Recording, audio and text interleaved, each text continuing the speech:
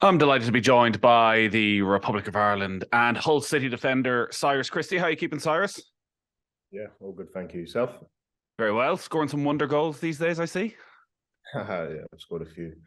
Probably should have had Uh, a few, to be honest. But yeah, it's nice to get on the score sheet and obviously participate in a win. It's always nice when it's a winner as well. And obviously being a former Swans, scoring against Cardiff makes it even nicer as well. So yeah, it's been a good season so far. Yeah, it did seem as though it was one of those matches that meant a little bit more to you with the goal, with the winner, with your role, I think, in Callum Robinson's penalty miss, where you were, just given a little bit. What happened to Irish loyalties? No, Lloyd went out the window there, didn't they? Yeah, no, listen, it was one of them. It was just, sometimes you just have a feeling. I had a feeling he'd miss, but he kind of had to just try and delay it a bit. But yeah, like I said, obviously being at Swansea and knowing how much that game means, and to people, obviously even after I was getting so many messages as well about it, which made it even better. But yeah, to like I said, be involved in the game, but it wasn't just about me scoring a winner. There was a lot of people that performed very well, and as a team, and since the manager's come in, we've upped our game, and we're showing people really what we're capable of, and I still think there's a lot more to come from us. You put yourselves right back in the mix for a playoff place, 4 points off the playoff positions as well, one defeat in the last 9. I was interested in your comments after the game in how you saw the match out, and you mentioned that word shithousery of, getting better at those sort of dark arts of, is that something you've spoken about as a group of, would you have sensed that maybe you were too nice a team at the start of the season? Yeah, 100%. I think even now we're still too nice. So we went to Sheffield United the other week, and they done it to us all game. They've got a lot of boys that are experienced, and within this team, I don't think we do it enough. There's not enough of us doing it, to be honest. We need to understand when we can slow the game down when we're winning. Just the right moments to just kill their momentum sometimes, because when we can be under caution, that happens in games where teams have their little spells of 5-10 minutes. We have to understand that when it's the right time to slow the game down and do little things to sway the game in our favor. And many teams have done that to us, and we need to be better as a team on a whole at doing that, because it's a big part of the game. And at Fulham, we used to do it quite a lot, and it really did benefit us a lot. And it would happen, start from in training, and then it would translate into the game. And I think it is definitely a big part of the game, and that's a good way to also control the game when maybe you are under a bit of pressure. If we think of the masters of it, it's often Atletico Madrid and Diego Simeone. And when Matt Doherty went over last week, everyone's thinking, what will he learn? What will he bring back to the Irish camp? Maybe for that game against France in a couple of months' time. It's interesting you talk about being really good at it at Fulham. Is it something that comes from the manager? Is it a mindset? Is it something actually on the training ground? Do you have a plan for the final 20 minutes of a game if it's a tight match and you're leading, as to, you employ the ball boys? How does that actually work on the pitch? It kind of just came from it happened in a game where we had lost, in a game that we probably shouldn't have, and it just kind of just stemmed from there. We spoke about it, and then we didn't want it to happen again. But we already had lads in the team that obviously were quite good at it anyway, to be honest, in their own little way. So it was quite an experienced team, a team that had been there and knew how to get out of the league. And in this group, we are quite inexperienced. We're quite a young team. We've had a lot of players that obviously haven't played in this league also as well. But it's definitely something that we can add to our game, and we need to show that nasty side. And I think every team that at the top and at the peak of their games, they have that nasty side to them. And I think we're starting to show that over the weeks. Even in our defending, the amount of clean sheets now we've kept in the last 9 games, I think we've kept 5, whereas before we couldn't keep a clean sheet. So we are showing that we are a team that can do both sides of the game at this moment in time. It sounds like you're very happy and you're very settled at Hull after a couple of years of, you mentioned the time at Swansea, at Nottingham Forest. We'd Conor Howeran on the show a couple of weeks ago, who was probably in a similar scenario where he was a Premier League player attached to a Premier League club, but was spending time out on loan and moving all around the country. Like you've gone Forest, Swansea, Hull, very different parts of a very big country. You've just turned 30 recently enough.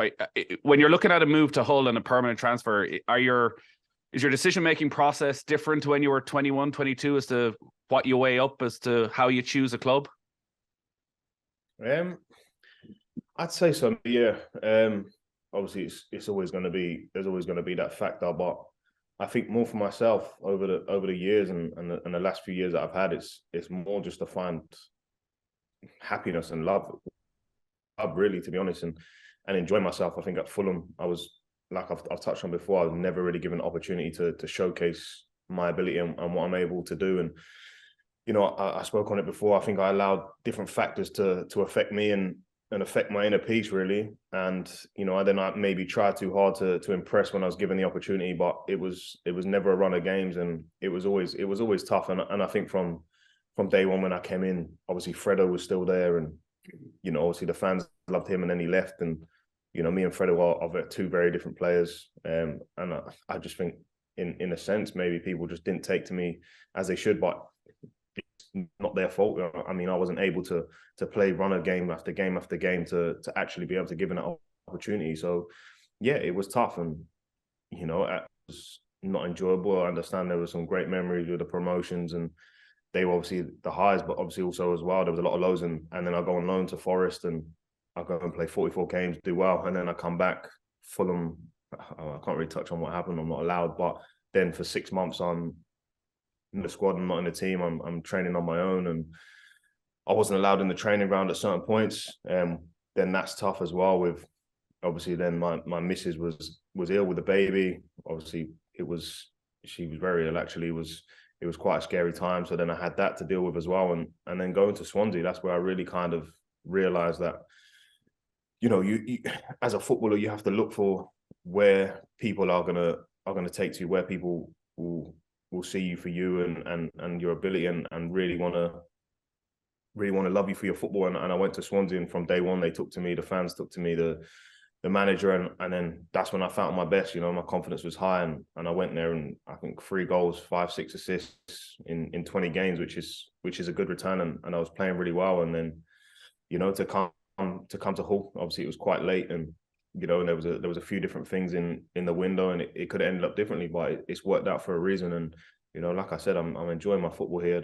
Like I said, the fans have taken to me, and it's great when you hear them chanting your name. And I know from the owner right down to the manager that they like my ability, the way I play football, and it's a different role for me as well, because I am one of the older statesmen, and I'm a leader in this team. So I've had to take on that different role, and it's been really good for me. And like I said, it's more in maybe in the younger years you're chasing different things, but for me it's just been about chasing that enjoyment and that happiness, and for me to feel at my best, and for me to feel happy, and my family to feel settled. So it's been great. That inner peace that you talk about, how out of kilter was that during those months at Fulham? I know you're restricted in what you can say, but like, football is a very harsh business, and you're not around the first team squad. And from the outside, all people see is like Cyrus Christie's not playing. There's clearly an issue. It's probably with the player. He's probably a bad one. If he's not allowed to be on the training ground, there's probably something going on there. And you've got this huge event going on in your personal life as well that nobody outside your inner circle knows about. This massive personal stress, but you're a very public figure. How do you deal with that?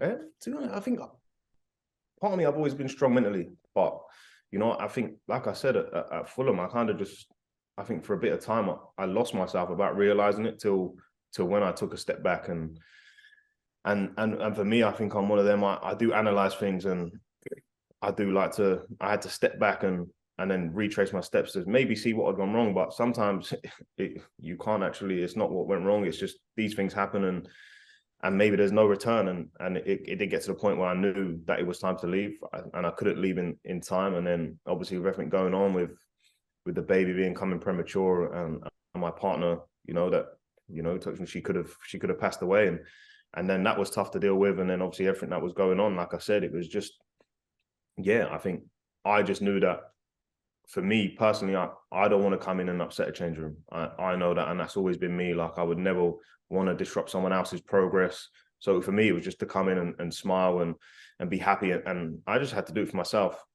more than anything. And, there was always that part of me in the back of my mind that wanted to prove a point and wanted to keep going and maybe wait for that opportunity. But, I think part of the problem was I was always wanting to prove a point maybe to the wrong people when I was there. And I think that's maybe kind of what made things worse, because, there would be games I'd play well and I'd do well, and then I wasn't able to follow up consistently because I'd be back on the bench or I wouldn't be in the squad or whatever it might be. So, like I said, I was never able to really build up that relationship with maybe the fans and whatever not. And it's tough to take because it's such a good club, and I really did enjoy my time there. And I would have loved for things to work out, but I can't look back on that with any regret. It's a massive learning progress. Like, you're always learning regardless of what your age is, and and then, like I said, I think for the last year now, it was when I joined Swansea. It's been a fantastic year, and it's made me able to see football and life in a different perspective. So Liam Rosenior, your manager now, if we were to ask him about what makes you tick and what gets the best out of you, is it the arm around the shoulder approach, or is it the kick up the backside approach? I don't know. You might have to ask him that. I think he's gone for both. He did kick me up the arse the other day, actually, to be fair. To the manager, obviously, I played against him, and I spoke to him in the summer fairly enough when he was at Derby as well. And I've got the utmost respect for this manager, and as a player, what he achieved as well. And he's come in, and he the way he sees football has been fantastic. And I've had a lot of conversations with him, and to be honest, we're not really that far apart in age either, which is great, isn't it? But he's come in, and he's sat down and spoke to me, and we've had honest conversations about where my career can go and what I can make the most of it. Because obviously I don't know how long I've got left in the game. There's no hiding from that, and so, but I feel like I'm in great shape and grateful. I look after myself. I can't tell you the last time I got injured. I think it was when I was at Derby, which was 7-8 years ago now.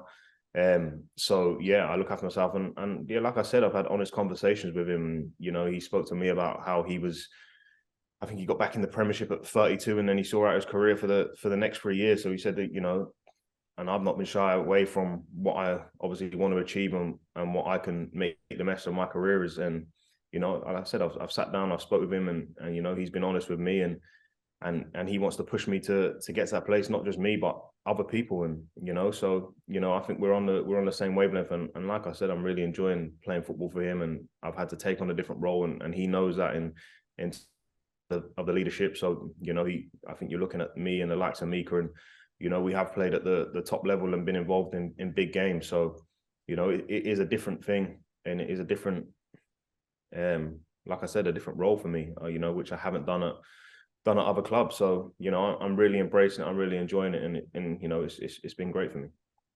The last time you were on this show was around 3 years ago, and you were very open and honest about some of the racism you've experienced. And you mentioned at the time an incident with a young Irish fan that got a lot of attention. It does feel over the last 3 years that things have got a whole lot worse, both here in Ireland, both in the UK, both in society and in football. And we've covered the John Yems case a lot recently, and Curtis Fleming was on with us talking very passionately about the young players in a situation like that, in a dressing room like that, and how many young non-white players must have been lost to the system from coaches like that. I know you've always never shied away from these sort of conversations. When you read the John Yems ruling and the decision of unconscious racism, how did you feel about that? And when you think back to dressing rooms you've been in, has football moved on from that? Do you look at that as an isolated case, or do you fear that actually there's a lot of dressing rooms, or the sort of language he used is more commonplace than we might suspect? I mean, I can only really speak on the change rooms that I've been in.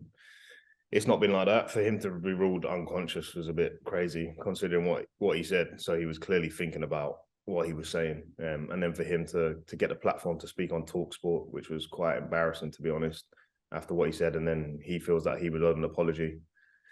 It's crazy. But, for a man of his age and experience, really, I mean, I don't really know too much about him, but, that shouldn't be happening, especially in this day and age. And like I said, it happens too frequently. If it's happening there, you want to come into a club and feel that that's your safe space where nothing's happening away from, because obviously let's don't get away from it. The social media makes it 10 times worse. There's so many people that can say whatever they want. So when you're coming into the club and you're coming around your teammates, your manager, you want to be able to feel that you're in a safe space where you're able to speak to them about anything, and that's what you should be able to, a manager. I think I think a lot of times, especially with managers, they don't understand the players. Everyone's got different needs, and everyone is different. And so for him to do that is shocking. And I didn't really follow the case too much. Sometimes I like to stay away from it all and not really read upon it. But it is shocking, and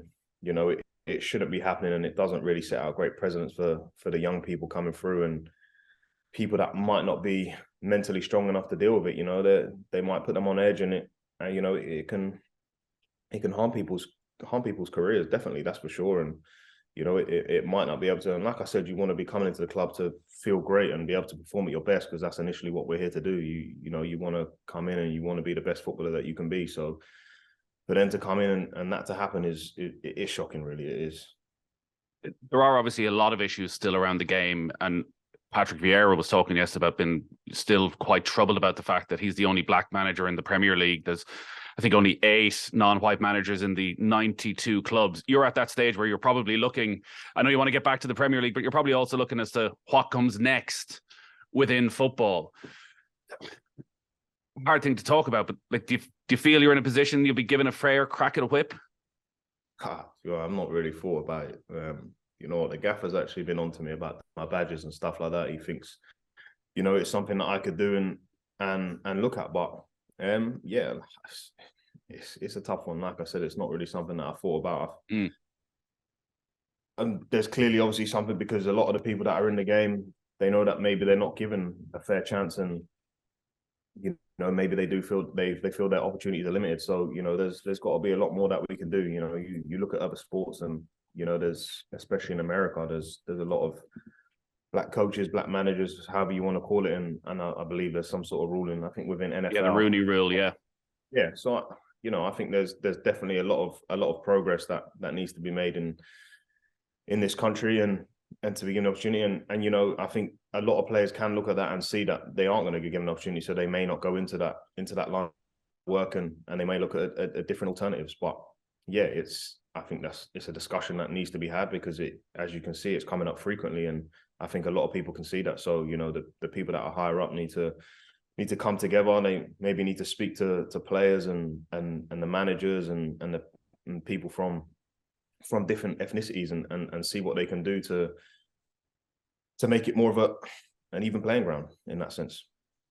I'm definitely not trying to age you either. Obviously, when you have a 38-year-old manager, as you say, he's probably something he's thinking about getting you into as quickly as possible. One last thing then, Ireland and the internationals that are 6-7 weeks away, the start of a new campaign against France. Your opportunity has been somewhat limited under Stephen Kenny. You started that game at home against Ukraine last summer, the 1-0 defeat, but it's sort of been in and out of squads and in and out of appearances. Where are you with international football at the moment? No, I've been in and out. I think there's a lot of reasons and a lot of things that have happened over the years. I think with certain decisions that happen, people obviously bring them up, and obviously since that World Cup playoff final as well, I mean, I took a lot of flack for that. I mean, obviously the own goal, there was nothing I could do about it. Hit the post and hit my leg and went in, but somehow I think I've been blamed for a lot of it, even though there was still 11 men on that pitch. But it's one of them. I'll never live it down. But for me, obviously, I want to get back in the island setup and become a regular. And like I said, over the previous few years, like I've not been in maybe a great place, but it's the same with Ireland. It's been tough. I've took a lot of stick. I took a lot of flack, and for different various reasons, maybe from the manager playing me centre mid as well, which obviously wasn't my fault, even though I think I performed quite well when I was in there. And and yeah, it's been tough. Like I said, when I've been playing well, I believe at club, I haven't been given an opportunity to play. But it's one of them. I'm not really thinking about it too much. I think Docs has done me 10-0. Going to Atletico, that's made it even harder now. Well, you have been in that unfortunate situation where by actually the strongest area of the field, where we've consistently had 2 Premier League players, if not 3 Premier League players, has been in that sort of right side. Yeah, no. So I understand that there's that as well. But yeah, I mean, I can only just concentrate on myself and what I'm doing, and obviously my full focus is, and my first focus is doing well for Hull in this club, and And, if I can concentrate on myself and be the best version of me, then, them opportunities come along. And that's how I'm seeing it. So, we'll see for next month. Whether or not they call me up, I don't know. I believe that I've had a good season. I'm playing well, and I think I've been playing well for the last year. Played well at Forest as well. So if you add that in, maybe the last year, I think I've been very consistent. But like I said, I've not really been able to, since maybe this obviously from Mick McCarthy coming in and this manager, I think my opportunities have been limited. Obviously there has been times where you feel like you should be playing. Most players do. But yeah, like I said, it has been tough. It kind of was similar with the Fulham situation, not in terms of, but the way not playing and how I was feeling and different things. There was a lot of factors. So, and for me, like I said, it's been a learning progress over the last few years. And, like I said, I did lose myself, and I'll be the first to admit, and obviously I'm disappointed in myself that I allowed that to happen. But, these things happen, and, like I said, I'm taking it game by game and moment by moment. And if I can bring the best out of me and the best version of myself, and I know what I bring to the team and my ability and what I can achieve, like I said, in these next few years and with this club and whatever, then the opportunities carry on and they fall into place. And, I can take confidence looking at the likes of Tim Ream, my ex-teammate, and he didn't get called up for years. And then all of a sudden he's in the World Cup, and I think Tim's now 35. And don't want to take a year off, and maybe 34. And he hadn't been, I think, regular in the Premier League. Yeah, regular in the Premier League. So like you said, you have to look at that, and like I said, I can't look at what's happened in the past. I can only look forward now, and I can only control what happens day by day. And you do sound like a man who'd be in a good position to give Aaron Connolly a bit of advice. Oh yeah, no, he's done well. He's come in and he's that's the wrong. He's got talent, hasn't he? So and he'll probably be the first to admit maybe he hasn't lived his life right, and certain things haven't gone the way. But ultimately that's the only way you learn, really, as well. And if he can learn from that, and if he can keep pushing himself, and he's got that bite about him. He wants to do well, he wants to succeed, and so I'm sure that he'll be putting his name in the hat for next month, as well as Shawnee as well. Shawnee McLaughlin, he's been fantastic since he's come into the team as well, and I think it's time that he definitely deserves a call up. I believe so. There's no reason why, and like I said, obviously I'm an older statesman in this team, and I'm helping a lot of the young lads. So if anyone needs advice and different things like that, I'm more than happy to speak with them. Cyrus, you've been brilliant with your time. Keep up the good work, and hopefully we see you in Dublin next month.